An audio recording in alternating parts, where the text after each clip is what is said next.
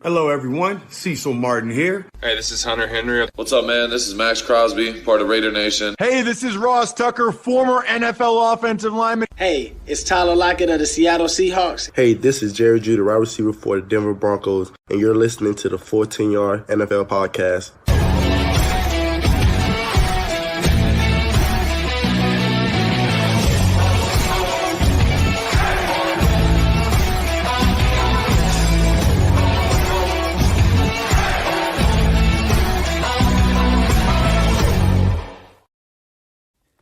Hello and welcome back to the Full 10 Yards NFL podcast. I'm your host Sam Moores, and we're just over a week away now from the NFL draft, so we're back to recap the off-season and look forward to the draft. And this team, it's a time to put the microscope, put the magnifying glass over the teams of the NFC and predict where the top prospects may land to which team in the NFC. And joining me to do that is one of our regular guests on the 14 Yards NFL podcast. It is Charlie Grace. Welcome back to the podcast, Charlie. And after the AFC with Liam last week, we're on to the conference with perhaps the most influence in this draft because NFC teams just dominate the top 10 picks, don't they? Yeah, I think you're looking at something like 8 of the top 10 picks, I think. I know, maybe 7. At like NFC teams. So there's quite a big disparity in the quality of where the teams landed in this draft, but it could be a massive draft for the NFC with some real top players at the top end of this draft that could really change the landscape of some of these teams. Oh, absolutely. And there's only one place to start, and that is with the Chicago Bears. They're the first team in the NFC North. We're going to go from north, east, south, and west. And quite funnily, the Bears have the number 1 overall pick after the trade of the Carolina Panthers last year. They also have the 9th overall pick, and then they have a pick in the 3rd round as well. And with the 1st overall pick, the Bears are expected to take Caleb Williams, quarterback, out of USC. This is the move that everyone expects them to make. So we'll talk about this quickly before going to what they should do at 9. But Charlie, you've watched a bit of Caleb Williams. What do you see in his game? I think a lot of people make the kind of comparison to like Mahomes and stuff, the off-script stuff that he does, but I don't generally like to compare college prospects to NFL prospects because I think you set them up for failure somewhat, and I think you've got to be wary of the situation that Williams is going into, and it's probably one of the better situations that a number 1 pick has ever gone into, but still there's going to be teething problems there. He's, he's going to be a young guy. Chicago's a hard city to play in. A lot of scrutiny there. And yeah, I think he's a great talent. Obviously, there's no doubt he's the best player in this draft, the best quarterback in this draft. He's probably the best quarterback in possibly the last 2 drafts as well. The arm angle stuff, the off-balance stuff that he does is crazy, and you don't usually see prospects doing it at that high of a level that consistently. So I think he is a great talent, worthy of number 1 overall pick, and he will change the Bears franchise for at least the next 4 years. But you can definitely envision him getting a second contract and beyond that, because I think he will buck the trend of Bears quarterbacks coming in and out that we've seen over the last kind of 10, 15 years. Yeah, absolutely, and he is the sort of most talk about quarterback to come out of the college system since Trevor Lawrence did in 2021. So yeah, it's been a good while since there's been a quarterback with this much hype surrounding them. And the Bears, who went 7-10 last year, they'll be hoping they could potentially make the playoffs in next year after keeping on Matt Eberflus after an impressive finish to last season. They could have even made the playoffs had a few fourth quarter games gone their way instead, which is incredible compared to what they were at the start of last season. They've also got the 9th overall pick, which is their own pick, and with this one, I think they should be targeting either an offensive lineman. But because they just need probably one more guy to show up the offensive line, it is probably one of their biggest needs. Or if there's not an offensive lineman there, a defensive lineman, because they do need some pass rush. They brought over Montez Sweat, obviously, last at the trade deadline, but they probably could do another pass rusher, if not someone inside. And maybe even a receiver. Like, don't be surprised to see him take a receiver because Keenan Allen's contract, he came over in free agency from the Chargers. His contract's only a 1-year deal, so there could be the opportunity to do that as well. But then they might feel that they want a receiver at 75. That's how I feel. How do you feel about the Bears with number 9? Yeah, I think 9 is probably where you're going to see the most conversation. It's kind of like 8 or 9 about the first defensive player going off the board, because I mean, I at least expect Atlanta to come up to 4 with Arizona, or even 3 with New England. So you're probably going to have a run of at least up to the Titans at 7 of 7 straight offensive players. And then you get into the conversation of Atlanta, they take defense as well. But if I'm honest, I want them to trade back because they've got 4 picks in the entire draft. Like that. I don't know if it is a historic low, but it feels like it's like a historic low of you shouldn't have only 4 picks in a draft. Like, great that you've got 2 in the top 10, but then if all you do is add Williams and let's say Odunze, who else are you adding in this to this roster to even improve you in year 1 and give Caleb Williams and Odunze a decent environment to build around, because the defense still has holes. Like you said, they need pass rush in both on the edge and internally. I think the linebackers and the DBs are okay, but I think they've definitely got holes and they could definitely strengthen, and they could get younger as well. I think they've got quite a few experienced guys in there. So I think you can... I'd like to see them trade back, but if they stuck at 9, I think, either Odunze or Dallas Turner would be great home run picks, because they could both be franchise cornerstones for especially the next 5 years on their rookie deals. You're on mute, I think. Just a quick one. Absolutely. Oh, sorry, there we go. As for the next team, the Detroit Lions, they went 12-5 last season. They went to the NFC Championship game only to lose to the 49ers. Now, they have the luxury of being at the back of the draft for the first time in forever for the Lions. It's because they've got such a good roster now. So at the back of the draft, they are one of the teams that could probably trade back to try to get some extra picks on day 2 and maybe even day 3. But for me, I think they've got a few positions they should sort of look to address with those early picks. And starting off, it should be the offensive line, which you may think why they've got such a good offensive line, but they've actually lost a couple of starters. Well, they've lost Kevin Zeitler, and Panay Sewell was a free agent. They're going to probably pick up his 5th-year option, but then there's that, and then there's also Taylor Decker, who's a free agent as well at the end of this year. So they are going to have to need to address the offensive line at some point. It's going to look different in 25. They also lost Jackson to the Rams as well. So sorry, they got in Zeitler, but they got in Zeitler from Baltimore to replace Jonah Jackson. But I think for me, that's a big need. Also, corner as well. They lost Cam Sutton in free agency as well. So there's, Emmanuel Mosley had a good season last year, but he got injured at some point. So they probably need another corner. Maybe even a trade up for someone like Cooper DeJean. They brought in Carlton Davis from the Bucks, but that secondary's been a problem for a long time for the Lions. But we're nitpicking here because their roster's so good, so they've got the ability to go best player available, haven't they? Yeah, I think they're good with little needs, which is always a nice spot to be in. It feels like a spot that like the Chiefs have been in for a while. But like you said, they need to pay Amon-Ra St. Brown this offseason. They need to pay both their tackles this offseason, one's out of contract, so then Panay Sewell, obviously, either 5th-year option or a contract year. But, you have to trust them with 4 picks inside the top 100. We know they draft well because, Jahmyr Gibbs, Jameson Williams, Jack Campbell, Brian Branch, all impact players on the... Had a great draft last year.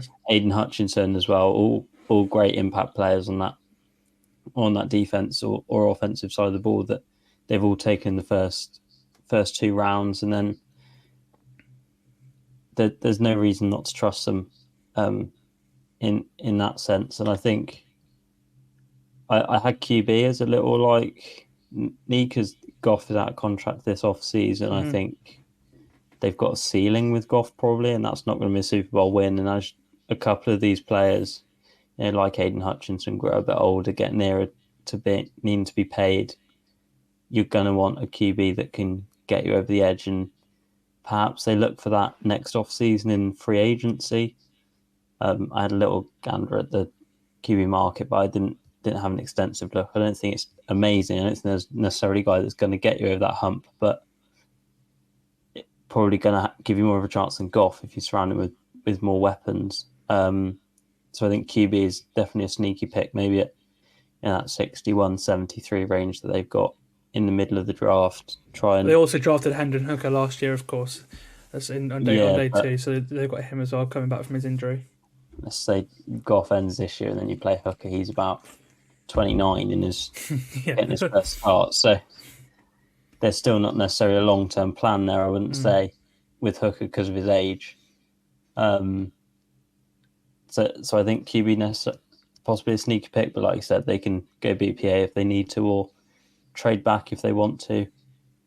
They've kind of got the freedom to move whichever way they want, and that's the kind of privilege you get when you're good at drafting and you play well in the regular season.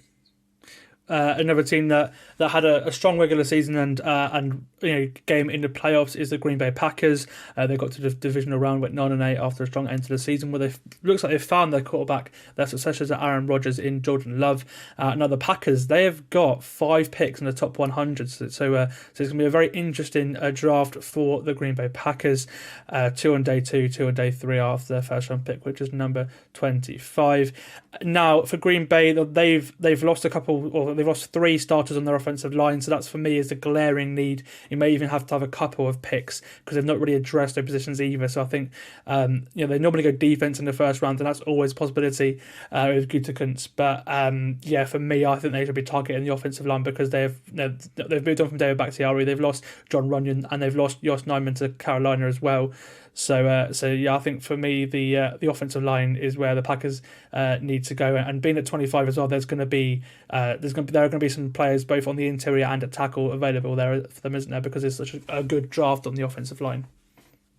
Yeah, I think someone like Graham Barton, who seems to he's flexible, he can probably go tackle or guard either way, and at the next level, someone you're probably going to want someone who can plug and play, but like JC Latham, Tyler Guyton at the end of the first round, probably one of those guys could come in on the edge of your offensive line. Or if you did want to, I wouldn't have thought you would, but if you wanted a more developmental guy than Amaris Mims from Georgia is also probably going to be there at 25. And then you look to 41, and there's Kingsley, and I'm going to attempt his second name, but Suamataya, I believe it is, out of Yale. BYU. There's the Yale one as well. There's another offensive line for Yale. Amadou Gidje, I think his name is something like that. But both of those guys probably going to be around on day 2. Again, probably going to be guys that you want to develop a bit more before you start them, but that might not be the nature of the situation that they're in. They might have to play them from the off, but I'm kind of glad they moved on from Bakhtiari because it just felt like he's out of contract next off season anyway, I believe. So it was just dragging out the inevitable. He kept getting injured more and more, and it kind of felt like he was one of the last kind of pieces of the Rodgers era in Green Bay, and it feels like we've properly moved on from that now with Jordan Love getting his flowers, and that's another thing that we need to watch for kind of this season. He's playing for another contract now as well, and they're going to have to pay him next off season. So kind of got to watch his development there. But I think they're in a good spot. And my first note was 5 picks in the top 100. So a good draft can see him back at the pinnacle of the NFC. And I feel like there's a couple of swing teams in there that we've felt, I know talking to you, that a good draft could definitely catapult a couple of these teams, and we won't see them picking the top 10 again next year.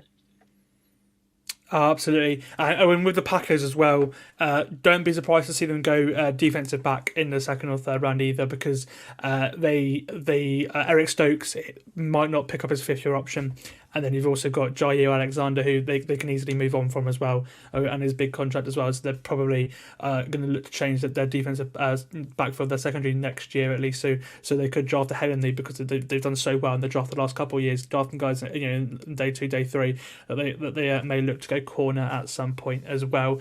Adding to Xavier McKinney, who has joined their secondary from New York. Right, we'll finish the NFC North with the Minnesota Vikings, and for me, they're again one of the most fascinating teams in this draft. We're starting off with a bang. The NFC North could be one hell of a division in football next year, because again, the only 2 picks the Vikings have in the top 100 are their 2 first-round picks after making the trade with the Houston Texans. As we mentioned in the last podcast, they now have the 11th overall and the 23rd overall picks, but they are without Kirk Cousins, who moved to Atlanta in free agency. So they have a whole quarterback. They brought over Sam Darnold for a 1-year contract, a guy who I really wanted to see in San Francisco last year, but unfortunately we didn't get to see him. So I'm looking forward to see him probably playing at some point for the Vikings this year, but they've made this move for a reason. It is widely expected that they are going to trade up for a quarterback to either the Patriots at 3 or the Cardinals at 4. You'd like to think are the two sort of destinations you can move up from, and they're probably going to get the third best guy. Me and Liam had a conversation last week. We were saying that if that's Drake May, that's a great thing. If it's Jane Daniels, then it's an interesting move for them. But again, letting him sit behind Sam Darnold doesn't make sense. What is your fascinating situation for the Vikings? Obviously, they're expected to go for quarterback. Charlie, what's your views on firstly the trade, and then do you think they should target Drake May or Jaden Daniels? Well, I think Daniels will get to in a minute, but he's another favourite to go number 2 overall. So it looks like it probably is going to be Drake May that could go to the Vikings if they can get this trade up done. Yeah, I think I tweeted a couple of weeks ago that it's like the worst kept secret. Like, can we just get it over and done with now?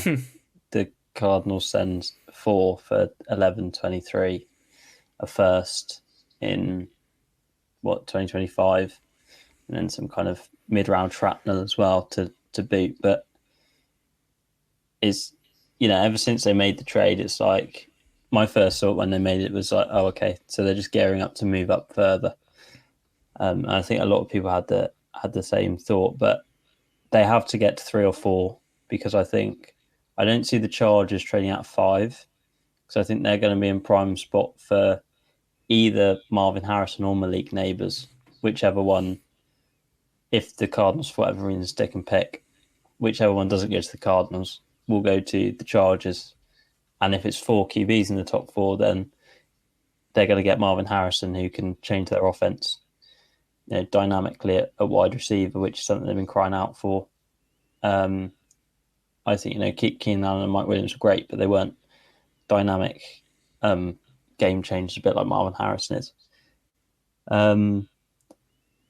So I think they've got to get up to 3 or 4, because Giants aren't trading out either, because the Giants will pick one of those quarterbacks if they can, because they've got an out year on Daniel Jones next year. So they've got to get up to 3 or 4, and then I think when it gets to 3 or 4, I think I like Drake May in the structure, and I think Drake May probably works better for the Vikings, because I think we saw what Kirk Cousins did, good in structure, played with the rhythm of the offense. I think that's what Drake May can do, especially sitting behind Darnold, who's going to be quite a rhythmic passer anyway. I think he can learn some things from Darnold, learn some things from O'Connell. What you hear about Drake May as well from a lot of analysts is that you could probably do with a 6. A lot of the time, I think I've seen a lot of analysts criticise his throw motion and a lot of his mechanics. And so sitting behind, firstly in that amazing coaching stuff that the Vikings have that I love, and also sitting behind Darnold as well. There's a chance for him to sort of learn before he gets thrown out there, probably later on in the season, I bet. Yeah, and I think with most rookie quarterbacks, we kind of forget about it nowadays, but a lot of them back in the day would sit, like, very rarely would a quarterback play in his rookie year before, and then it's kind of become more of the trend of like throwing them in from their rookie year. And I think, we've seen it work with the Packers all the time. It worked with Mahomes, like sit them for their rookie year or for the majority of the rookie year, let them learn, because the NFL is a different beast. We always see it. And I don't see any issue with wheeling out Darnold for even 17 games this year. If it looks like you're not making the playoffs either way, then put Drake May in for a couple of starts at the end of the year. But I don't see any reason why. And then if it is 4, then I think you're going to have to go JJ McCarthy. You can't trade up to 4 and then end up taking like Marvin Harrison or Dallas Turner or something like that. You've got to go quarterback because that's if New England pick quarterback, they might feel like they've got. That's the thing as well. I mean, New England might feel that they've got a chance to get a number 1 overall pick next year, or because so New England may feel like who you take number 1 overall next year, like the quarterback class. Next year. That's the thing. With Vikings, this got to be a home run pick because otherwise, I don't see where you go at quarterback after this year. You invested all this capital to move up, and then you're stuck with maybe like Quinn Ewers. But I mean, that might change after next year. But the quarterback class next year doesn't really excite me as much as this year's does anyway. Oh yeah, they are, and they've made a few moves in free agency as well, adding to their defense. They lost to Neil Hunter, but then they replaced him with Jonathan Grennan from Houston. They also brought over Blake Cashman from Houston as well. Andrew Van Ginkel had a very, very good year in Miami. He reunites with Brian Flores on that defense as well. You've also got Shaquille Griffin coming over from Carolina, Jerry Tillery from the Raiders as well, and Kamu Grugier-Hill, another guy who played with Brian Flores in Miami. He's come over from the Panthers as well. So we're getting a very Brian Flores defense as well. So I'm excited to see that next year. Sherfield. Yes, Trent Sherfield as well. My one of my favourite receivers, sort of receiver 2, receiver 3. Having him as well as Jordan Addison, and of course Justin Jefferson, who they expect to re-sign after this year as well. That is a pretty good receiving core for whoever QB the Vikings do draft as well. Okay, we'll mention them a little bit just a minute ago when I go over to NFC East and start with the Washington Commanders because they have the number 2 overall pick, and it is for them after Caleb Williams. It looks like they've got a choice of 2 quarterbacks because again that is their biggest need of Jaden Daniels or Drake May. Now I mentioned Drake May a lot just then. Jaden Daniels is the Heisman Trophy winner. He's from LSU. He's more of a mobile quarterback than Drake May as well.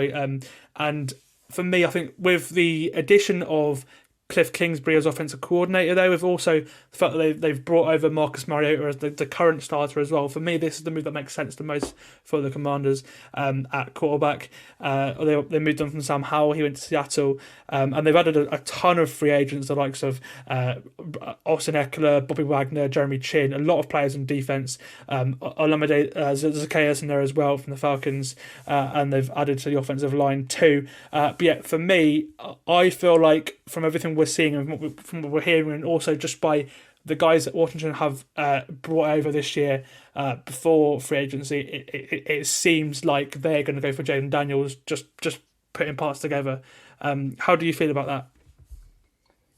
Yeah, I mean, obviously you don't win a Heisman, get hyped to be a number 2 overall pick, or even, be one of the top 3 picks nailed on in a draft unless you're good. There's no doubt that Jaden Daniels is a good player, and I think he works best in the Kingsbury mold that we've seen from the stuff he did at USC, the stuff he did in Arizona with Kyler Murray, a pocket passer or a passer who can throw first but has the ability, and he is a great athlete.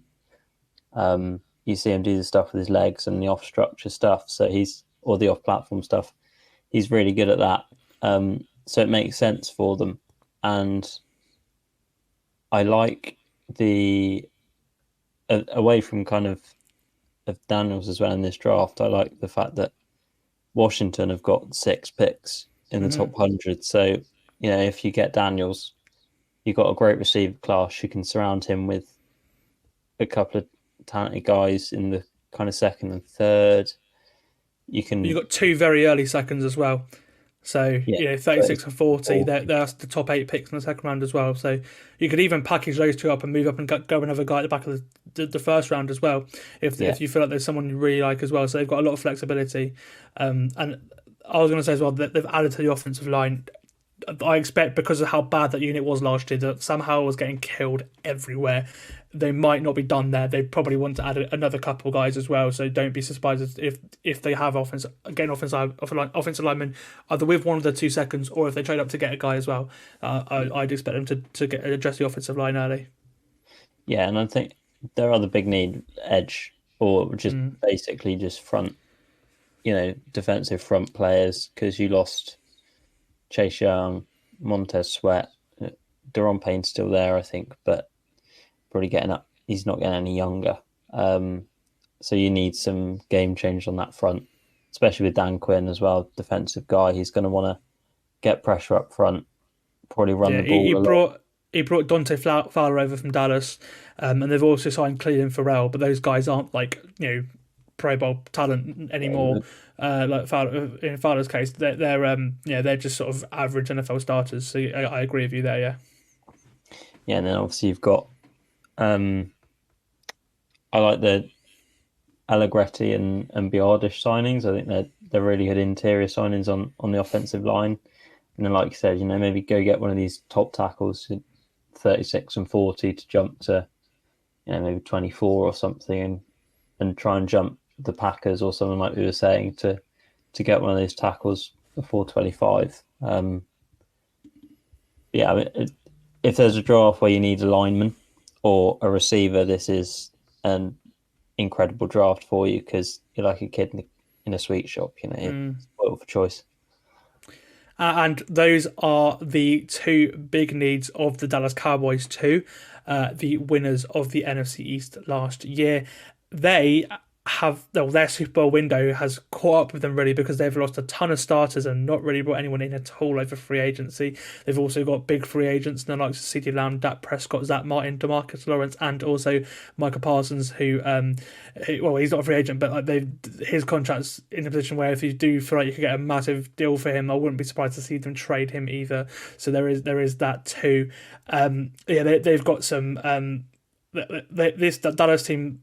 Again, the offensive line has to be addressed. They've lost Tyron Smith. They've lost Bayad, as you mentioned. They've lost Adoga as well. Offensive line is a big need. And they've also lost Michael Gallup.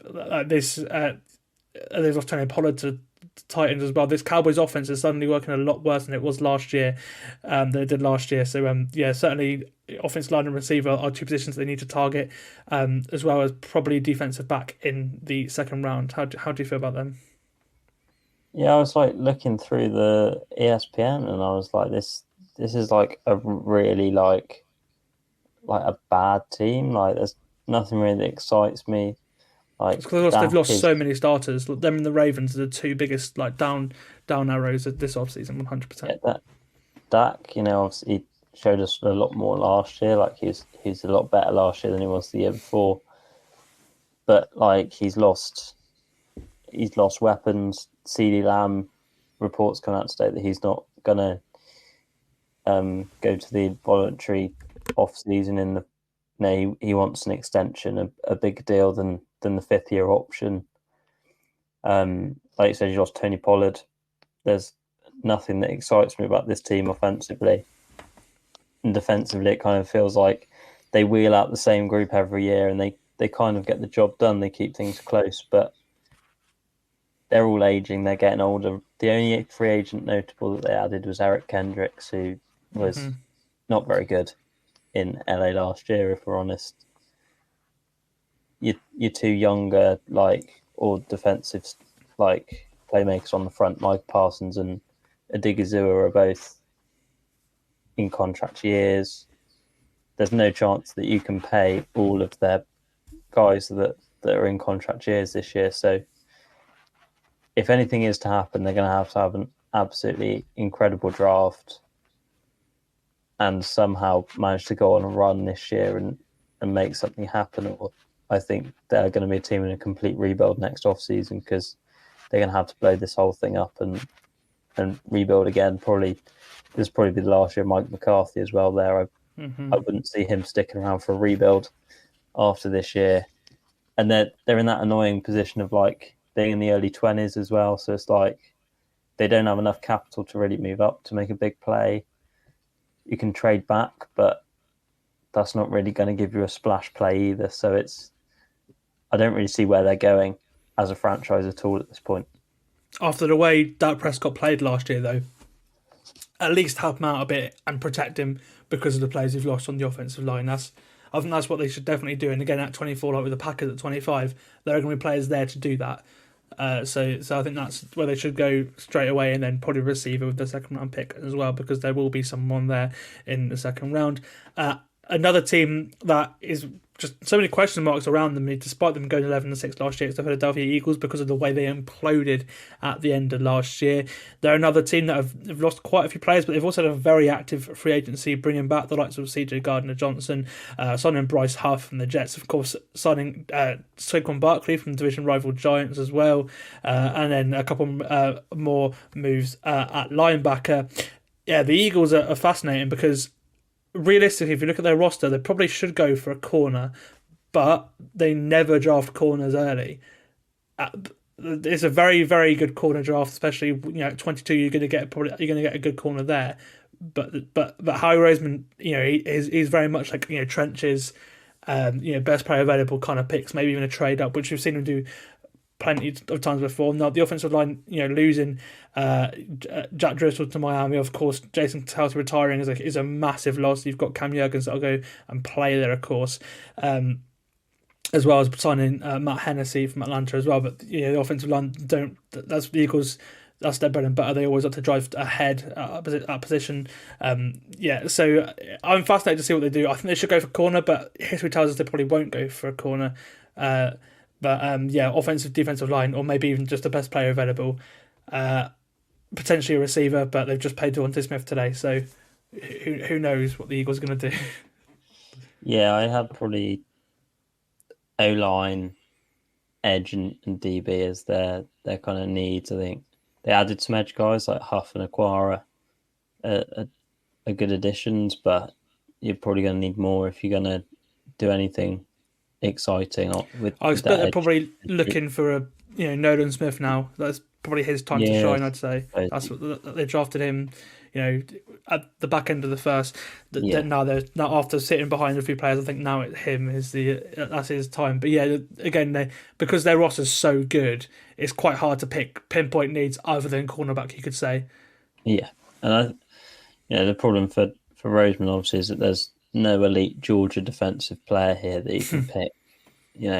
So who knows? He might trade up for the only decent Georgia round one talent. It's just probably Amarius Mims, and you can probably pencil that in even at 22. I think you take him, just sit him for a year behind Lane Johnson or Landon Dickerson, and then you just and they've just paid Jordan Mailata as well. Yeah, Mailata, they've just given him a big contract extension, so there's certainly room for a rookie at some point.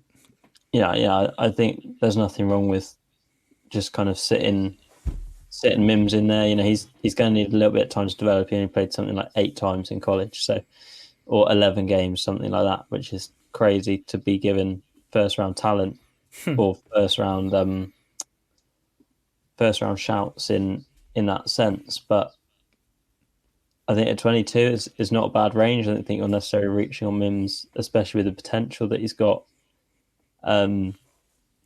Sitting behind Lane Johnson at right tackle for a year, see how he develops. I don't think that's necessarily a bad route to go in the first round. And then they got 2 picks, 50 and 53, quite close together, where you could probably go DB and receiver.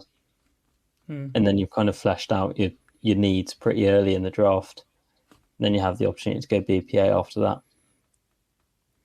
Absolutely. And then we'll finish off the NFC East with the New York Giants. Now, they have the 6th overall pick after going 6-11 last year. And for me, there's one glaring need for them, and that is receiver. Because that unit is not very good. So you'd like to think that's where they go at 6, especially if one of the top receivers falls to them.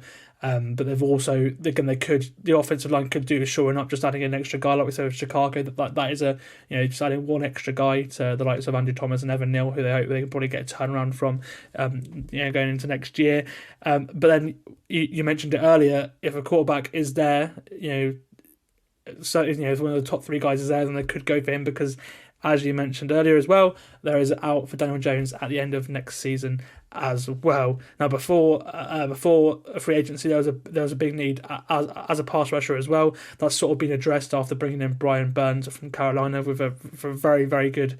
That's a very, very good trade as well. The Panthers sort of got fleeced, especially after what they could have got a couple of years ago when the Rams put a trade offer in for him. But yeah, for me, yeah, weapons and offensive line, I think that's where I expect the Giants to target. I don't know how you feel about them. Yeah, I said I wasn't so much on the offensive line. I don't think they did too badly there. I think they got Illuminor across from Oakland, Vegas, and then Runyon as well came across from Green Bay. So I don't think he did too badly in that sense. Kind of got the revolving door of Evan Neal on the bench now, so maybe he can have a year to sit and redevelop because he had a disappointing year last year. But yeah, at 6, I think you have the beauty of being able to go wherever you want to go. You can go receiver, like you said. You can, if one of the like JJ McCarthy or whoever falls into your lap, you can take him, and then you've kind of got an easy out with Daniel Jones next off season. But I like Burns and Thibodeau as an edge duo. I think for a year at least that tied you over to get out of a year where the edge class isn't necessarily that strong. I think. Well, they paid Burns as well, so yeah. There's that as well. So having him and Thibodeau, that's set for a long time now. You could say for at least 2-3 years. So yes, so for them it's. For a while, it was their defensive line. They've addressed that the last couple of drafts. And now, for them, especially after losing Saquon Barkley, that offense, it just doesn't look pretty at all. Darren Waller's your only weapon, really, isn't he? Yeah, exactly. Yeah, it's just receiver. And then on the other side of the ball, the guys that guard the receivers, the DBs as well, because I don't think they're necessarily that strong in that sense. They brought Jalen Mills across as a safety, but they've got next to nothing at defensive back, really. Lost Xavier McKinney, as you mentioned earlier, as well. They re-signed Isaiah Simmons, which I thought would be interesting. Obviously, after getting they've re-signed him, which I thought maybe they were impressed by him. Well, it's sort of at the end of last year. Again, he's another guy who could play sort of like the safety linebacker role. That's an interesting move, I thought. Yeah, and obviously Deontay Banks, so they picked up in the 2023, 24 last year. So there's couple of young guys in there, but I just think I'd like more defensive back help there as well in a draft where you could probably, even if they look to trade back, which I don't think necessarily likely with one of the top receivers coming to you at 6, but even maybe 47, looking at Rackestraw from Missouri or something like that, who falls maybe into the top end of day 2. Going south, we'll go to the Tampa Bay Buccaneers, the winners of the NFC South, and they went all the way to the divisional round out of nowhere last season, thanks to a very good year from Baker Mayfield. So for them, quarterback isn't really in need, especially after the contract that they gave Baker Mayfield. They've lost quite a few players, quite a few starters that have, from their Super Bowl winning team. Carlton Davis to Detroit, Shaquille Barrett to Miami, Devin White to Philadelphia. You've also moved on from Russell Gage as well, and their only real big move that you could say was probably the two defensive backs from the Jets coming over, as well as Randy Gregory, but he's not really made an impact anywhere the last couple of places he's been. But the way the Tampa Bay roster was set, all they needed was some quarterback play, and they got back to the playoffs straight away after Tom Brady retired. So they've got a position where obviously offensive line's position they want to address, especially with Tristan Wirfs coming into an extension time. But they're in a position where because their roster's so they don't really have many needs. They've got a lot of players that again are going to be free agents, the likes of Antoine Winfield, Levante David, Chris Godwin as well. I think for them, best player available at 26 for the Bucs. And they've also got 4 top 100 picks, so it's a very important draft for Jason Light and the Buccaneers. Yeah, like I said, four top 100 picks, Godwin, Antoine Winfield, and Tristan Wirfs all in contract years. So there's some big franchise players there that you're not going to be able to pay all of them. You're going to have to. I could see them probably locking down Wirfs and letting Godwin work walk because of age more than anything. And then, like we said earlier, if there's a draft where you need a receiver, then this is the draft to have it at. There's so many guys that are in that conversation at the back end of the first, top end of day two. You know, we didn't expect them to bring back Mike Evans either. It was, you know, it's highly regarded that he'd go to maybe even a ring chasing team for a second ring for him. But yeah, they locked him down to that contract, which is good as well because of the connection that he and Baker Mayfield had last year. Yeah, but I mean, you could go. I mean, we're talking Adonai Mitchell, Keon Coleman, Troy Franklin, Lad McConkey. All going to be there at 26. Arguably, you know, probably Ricky Pierce will possibly sneaks into that conversation back in day one as well. So any of those guys you can envision coming onto this roster. I mean, you have a great 3-man tandem in the first year with Godwin in there as well. And then, you know, when Godwin leaves, one of those guys moves up to the 2 spot, or even you look at free agency to get a 2 and keep, for example, Ricky Pierce all in the slot. You know, there's a lot of ways you can go with that. And that's the beauty of this year's draft. You need a receiver, like we've said a couple of times. But interior offensive line as well, I think, is quite a big need for them. Mm-hmm. So I could see possibly Jackson Powers-Johnson going at that spot, or Graham Barton, like we said a couple of times, just can flex in and out of tackle and guard. So he gives you a bit of flexibility on the offensive line as well. Right, we'll move over to another team that plays in red in the NFC South, the Atlanta Falcons. They went 7-10 last year, but they made the headline move in free agency on the first day by signing Kirk Cousins from the Minnesota Vikings, moving on from Desmond Ridder, who's gone to Arizona. Now, adding Kirk Cousins to the amount of skill players they have on that offense, I'm looking at the top 5 needs for the Falcons. For me, they're all defensive players, and their defense impressed me last year. But they've lost quite a few players on their defense, and if anything, they just need to add depth more than anything. They've got starters, but they just need to add some depth. So for me, even though they have 4 top 100 picks, if I was them, I'd be looking to trade down because I think even if it's a couple of spots, you can probably still get one of the best defensive players on the board at 15 as you would have done at 8. So I think that I think value wise, that's especially if someone wants to come up and get JJ McCarthy, like Denver, for example. I think that's a great spot. At number 8 for them. If they stay at 8 again, I think, and also with their the 4 top 100 picks, I think you need to load up on defensive on defensive talent, especially at pass rush, because they've lost their defensive line is probably the weakest unit of the team. For me, I think Dallas Turner is a great fit here. I think a lot of people are mocking him to go to the Falcons at 8 as well for mocks that don't have trades, and that's because he's widely regarded as a scheme fit for Raheem Morris's defense, because he's the edge in this class that has dropped into coverage the most out of anyone. So again, for that defense, he's a scheme fit. So I think that's the pick that maybe people expect him to make. But if they do trade down again, he might be there at 12 or so. You could say anyway. But just defensive line. Maybe another corner as well, because AJ Terrell's in a contract year as well. That's where I'd look for the Falcons to go. How do you feel about them? Yeah, I think I'd say I love the offense, and I hate the front 7 pretty much. Outside of Grady Jarrett, there's no one on that roster that I'd really like. I'd say it's arguably probably the worst, without Grady Jarrett, probably the worst front 7 in the league. Oh, probably, yeah. Because I don't think you stop the run or rush the passer in that sense. And like I said, contract years on Kyle Pitts and AJ Terrell. They'd probably take the 5th year option on Kyle Pitts, but you got Terrell to pay as well. So maybe you go with a cheaper corner. I don't hate the trade back option. I think you'd probably have a couple of teams looking to jump the Jets, certainly for a tackle at 10, and probably looking to jump the Bears for either a Dunze or a tackle at 9. So there's, I think the Saints and the Raiders probably would be looking to move up. So there could be quarterback teams as well. If they like a quarterback, then they're going at 8. There could be they could be QB teams as well. So there are going to be offers for the Falcons. You'd like to think at number 8. Yeah, this is me speaking, but from my point of view, I don't necessarily think JJ McCarthy gets any further than 6. So I think QB would probably be off the table, but I think you could, if you move out to 13, 14, one of Terry and Arnold, Quinion Mitchell, or Nate Wiggins is going to be on the board.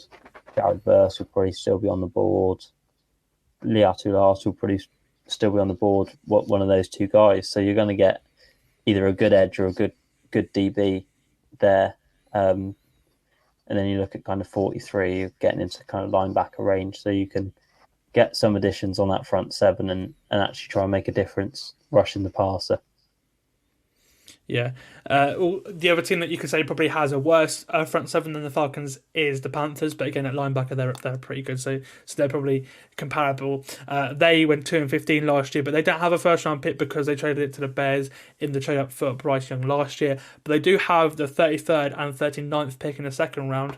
And they have a couple of needs they have quite a lot of needs, but they have two big needs that I think have to be addressed there: the offensive line and also pass rushers after losing Brian Burns. Even though they made the two moves on the offensive line, bringing over Robert Hunt and Damian Lewis from Miami and Seattle, they're still not great there because Bryce Young was getting beat up. As them in Washington were probably the two worst offensive lines last year. So there still needs to be another move there, and again Robert Hunt can move from guard to tackle because he played there in the first couple of years in Miami as well. So if there's an interior guy there, take him, and then you can move Robert Hunt out. Those certainly have to be addressed. Again, receiver could be an option at 33 or 39 as well, because Deontay Johnson's deal was only a 1-year deal coming over from the Steelers as well. They may pay him, that might be why they traded for him, but again, he's only got a 1-year contract right now as well. So again, for me, it's offensive line, pass rush, receiver. Those are the three big needs that Carolina need to address. Yeah, I think tackle possibly, or interior O-line, to be honest with you. 100%. And then, like you said, the front seven again is bad.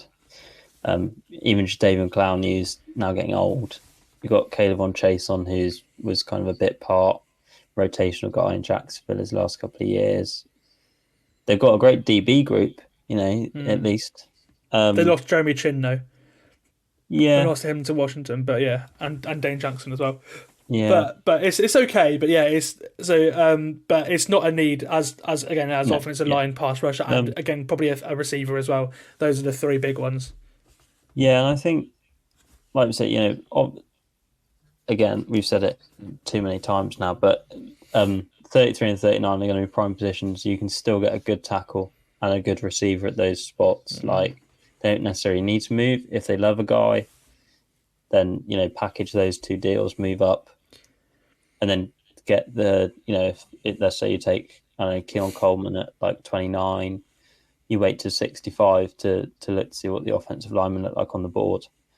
And I think that they need a difference maker in the pass rush game for sure on the front. And then they just need a receiver that's going to wow you, because if Thielen is fine as a 2, I think Deontay Johnson for a year is great as a 1, but he's just going to give you a year. You're not going to pay him next year, probably. He's only getting older.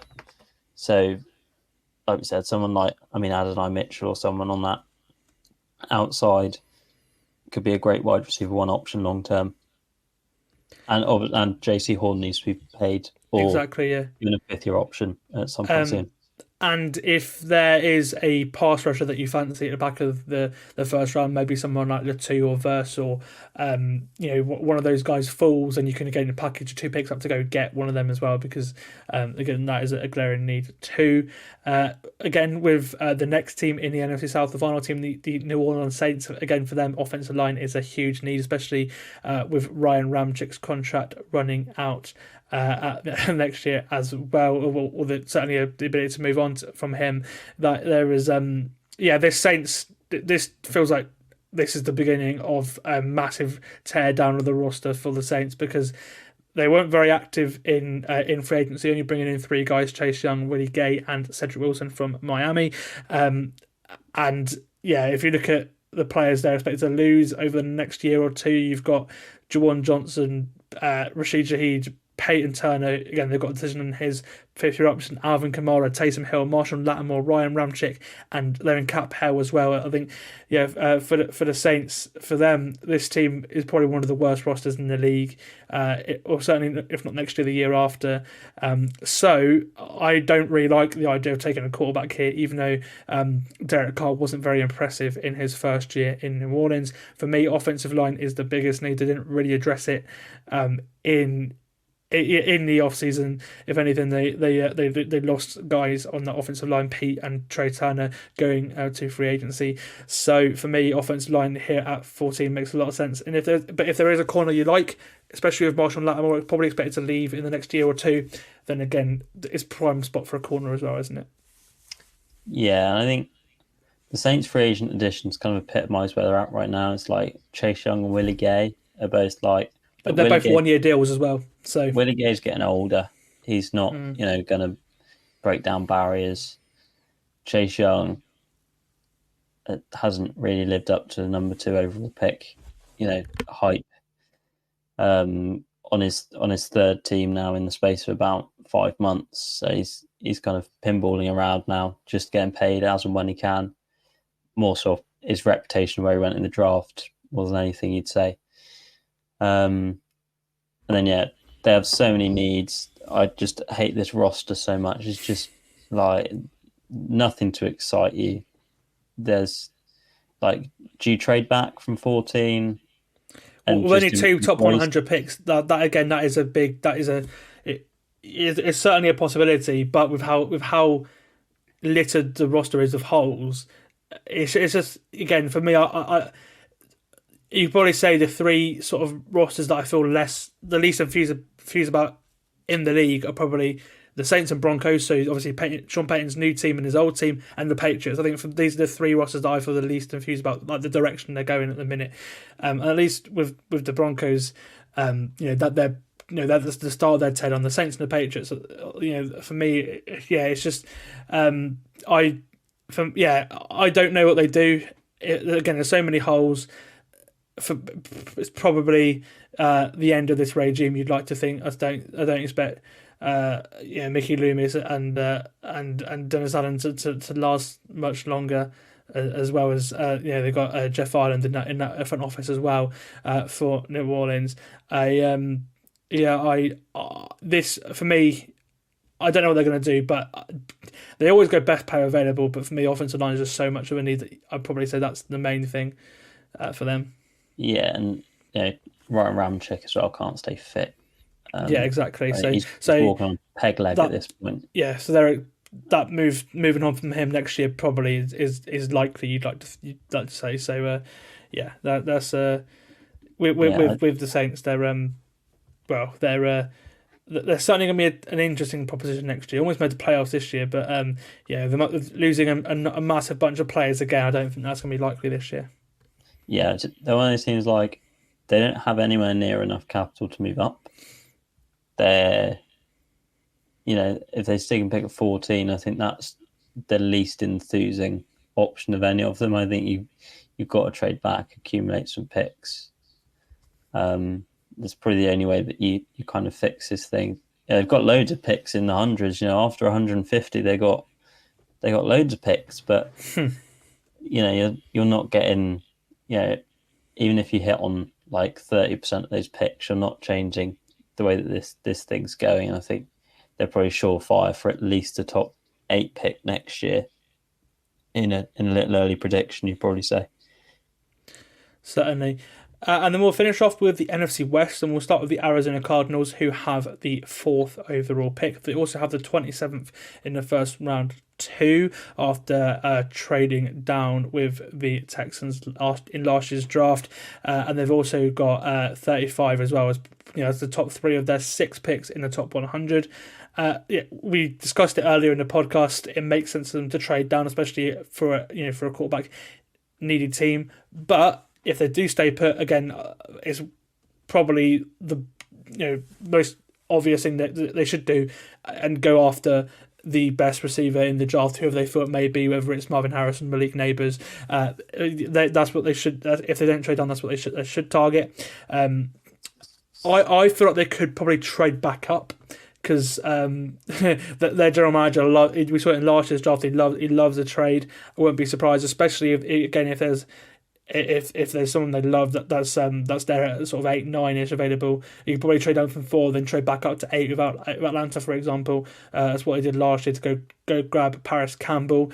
I think with their early picks, obviously got 6 in the first 3 rounds.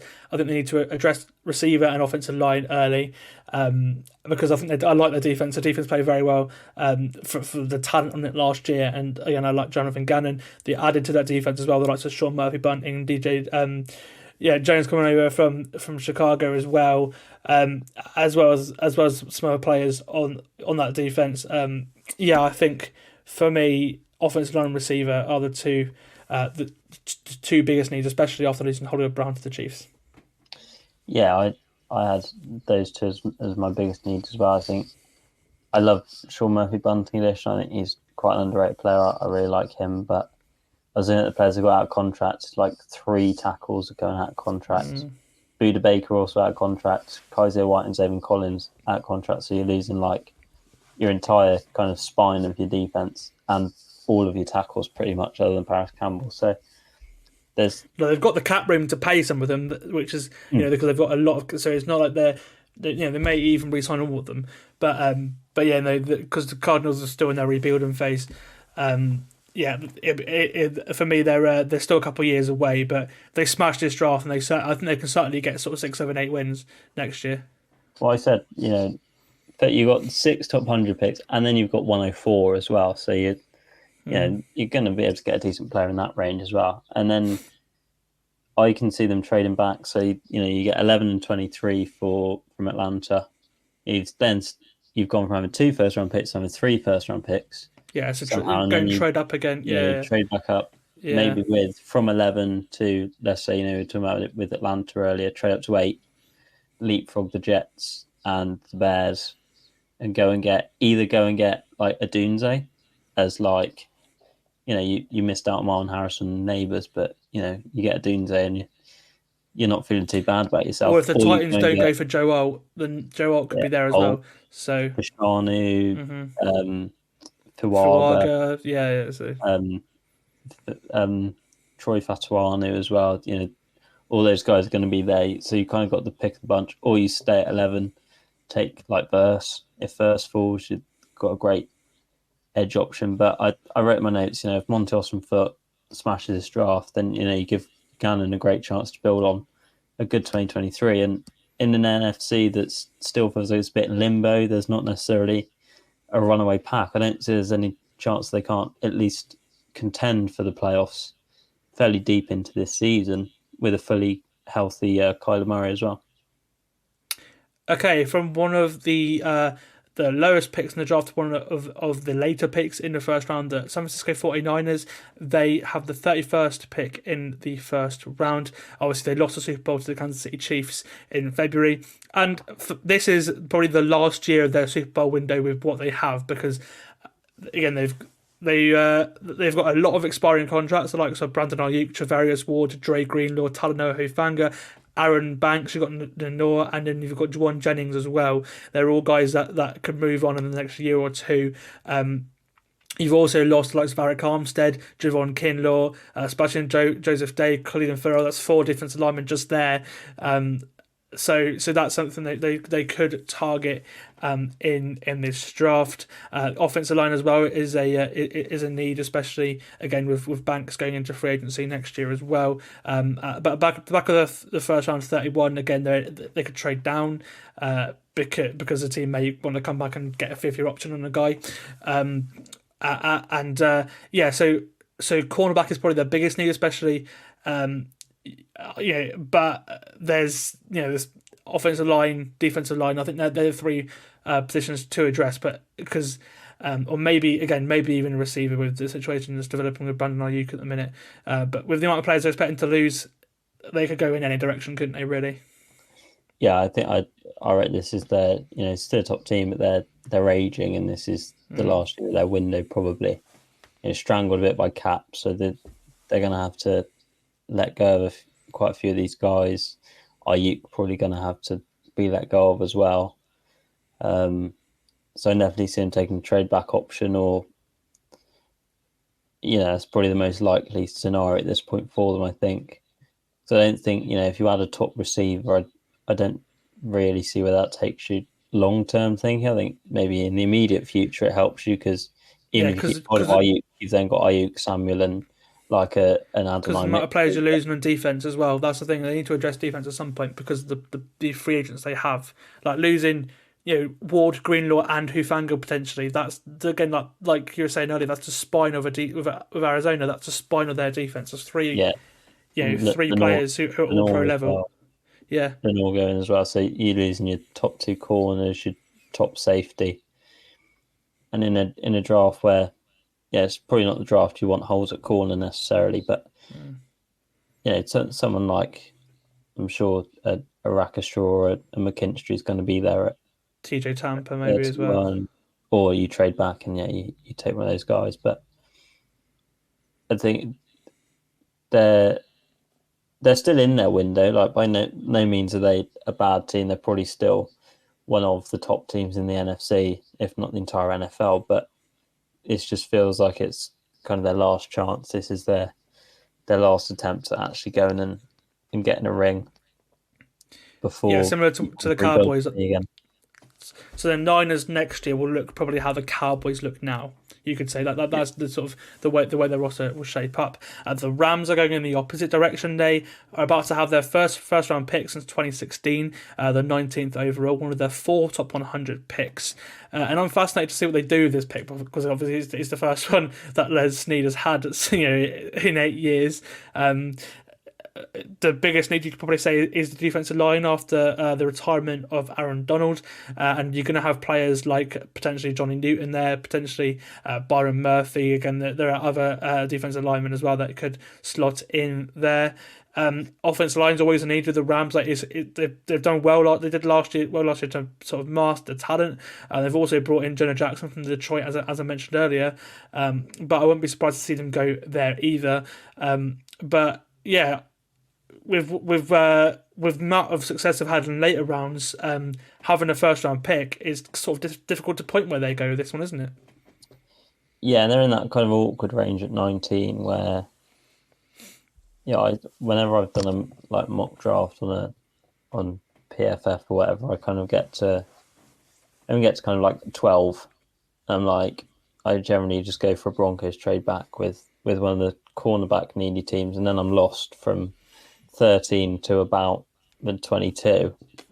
I don't really know what to go for, and they smashed the draft last year. They've smashed probably the last 2 drafts with absolutely no draft capital. So with some, 8-9 picks they've got, I'm sure they'll unearth a couple of stars in here. And they're so good at drafting. I love Kobe Turner, the pick at Wake Forest last year. I think he's a really good addition to the defensive front, and my main note was they need to get him some help up front in there, or take a tackle. I think at 19 you're in good range to take one of the tackles that comes off, especially with Noteboom and Alaric Jackson as well. Both of their contracts are running out this year as well, so offensive line would make sense to address early, certainly. Yeah, Ollie Pashani is probably going to be there, or you go defensive end, maybe Latu slides because of the medical stuff, so you keep him in state from UCLA and give him the edge with Kobe Turner. I think you've got a pretty fun dynamic duo on the front there. So there's definitely avenues they can go, and I think because of the amount of picks, probably law of averages says that they're going to hit on a couple at least, but they've still got holes despite how good they were in 2023, and I think we just need to temper expectations a bit with how well they did last year. Like, this still isn't a team that's, starting to open up another kind of Super Bowl window or anything. They're still a long way off. I think McVay deserves a lot of credit for how they played last year, but they're going to need to draft well still to kind of keep up with the likes of the Packers, probably maybe the Falcons if they get their draft right, and, like the Eagles. That kind of like B tier of NFC teams that I think they're probably going to need to be aiming to keep up with. They're going to need to hit well on the draft to kind of compete with that. Yeah, I certainly think 10-7 is about, like I did last year, is probably their range. Of obviously tougher schedule this year. Last year they had quite an easy schedule, and without Aaron Donald as well, that's one of the best players ever. So it'd be interesting to see what their defense looks like without him as well. Again, it'll be a very new Seattle Seahawks team after moving on from Pete Carroll. He's gone up to take a higher non-playing role in the organisation. So they have the Ravens defensive coordinator Mike McDonald coming over to be their head coach. They have the 16th overall pick, and they also have number 81 in the third round as well. And again, these are a very interesting team because they don't really have many stars outside of their receivers, you could say. So there are positions certainly that need to be addressed. Probably pass rush is the main one. They don't really have any established real pass rushers on that team. They did okay with it last year, but again, with a new defense, it'll be interesting to see what they go there. They're probably one offensive lineman away from being a good unit. They played okay last year, but in the interior, that's certainly, especially after losing Damian Lewis to the Panthers as well, that's certainly an area that needs to be addressed. The other elephant in the room is probably quarterback, because there is an out for Geno Smith at the end of this year as well. So if they feel that they like one of these guys, whether it's Michael Penix or Bo Nix, maybe they could trade back, or maybe even just take them at 16.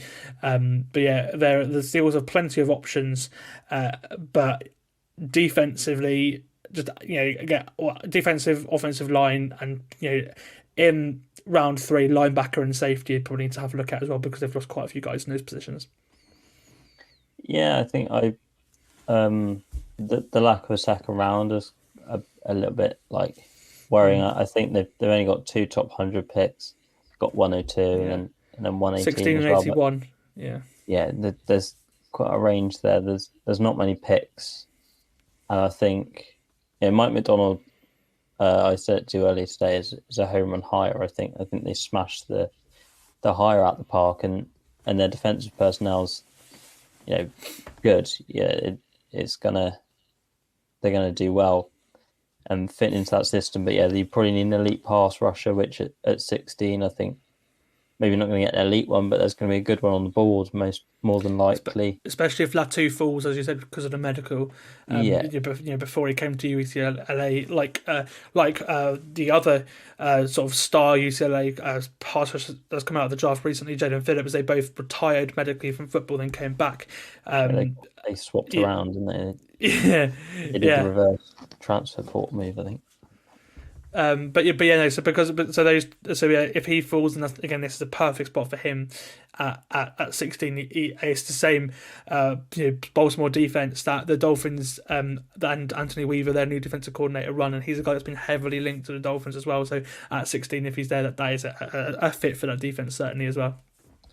Yeah, and I think they need to bolster both interiors, probably nose tackle and then the interior offensive line as well, because on the offense they signed Hankins from Dallas, so he was good last year, but he's coming off an injury. He had a season-ending injury last year as well, so that there's that too with your interior defensive line. Yeah, and I like you can't not like the 3 receivers. It's a great call. Kenneth Williams as well. I really like at running back. Noah Fant is a good tight end, a fine tight end. So you've got receiving options, the 2 tackles, I think they're good NFL level tackles. So yeah, if you could get, even if it is, Jackson Powers Johnson, if you maybe reached on him a little bit, or if there's a guy coming up trying to get the guy I thought of that I did in my first mock draft was, Miami coming up to get Brock Bowers at 16, that's probably his range. So if there's a guy coming up to there, and then they can trade back and maybe get into kind of Graham Barton range. Name we mentioned a lot today, Troy Faltanu, keep him in state from Washington. I don't necessarily like the quarterback at this spot. I'm not a massive Knicks or Penix guy in the first round, but if they like him enough, they're paid a lot more money than I am to. I'm not paid any money to do this, so if they like him, then who are we to argue with them for going to get him? And there's all the kind of personnel stuff behind the scenes that none of us see. So they might fall in love with one of those guys. And so, if you love a guy, go get him. But I think there's plenty of options for them. I just think perhaps I'm being a bit pessimistic, but a little trade back, get some more picks in the top 100, I think, and then you can bolster up some of your other holes like your DBs and your the holes that kind of on the defensive and offensive front, generally in the interior. Well, we saw at the end of last year as well, especially as players got injured, they do have needs as well. So again, I do support fully a trade back as well. I think it's probably one of the smartest things that they can do, especially with the GM getting full control now after Pete Carroll's moved up to sort of a non-football role. Again, that so might want to make a statement and pick up as many players in the later rounds as possible. So that's certainly something to look out for Seattle.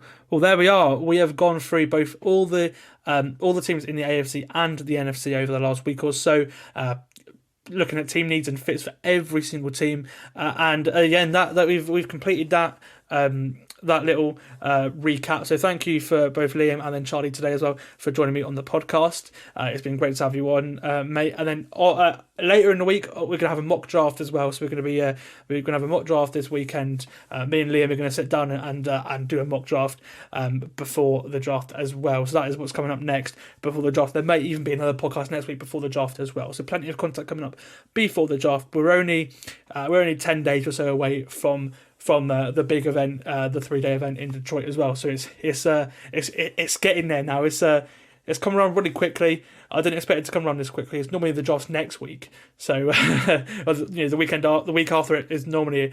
So it's come up on us quickly. But I don't know about you, Charlie, but I absolutely love this time of the year. Yeah, I love the drafts. It's like my Christmas as a Broncos fan. I haven't had any playoffs to look forward to for 8 years, so the draft takes place instead. Yeah.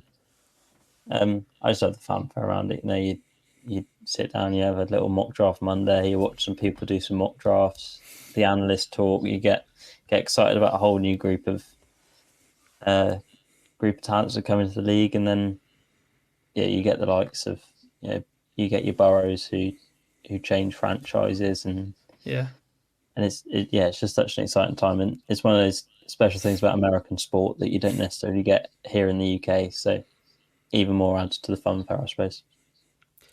Yeah, it's brilliant. And I was watching Stick to Football, the podcast of Gary Neville and Ian Wright, Jamie Carragher, Jill Scott, Roy Keane, and they had JJ Watt on last week, and they couldn't wrap their heads around the draft system. But I think, and JJ Watt tried to explain it to them, but it's just brilliant. It's great. And again, we're only a couple of days, a week or so away now. So it's going to be awesome. Again, a couple of podcasts to come out before the draft, so look forward to them. I've been Sam, he's been Charlie. This has been the Full 10 Yards NFL podcast, and we will see you next time.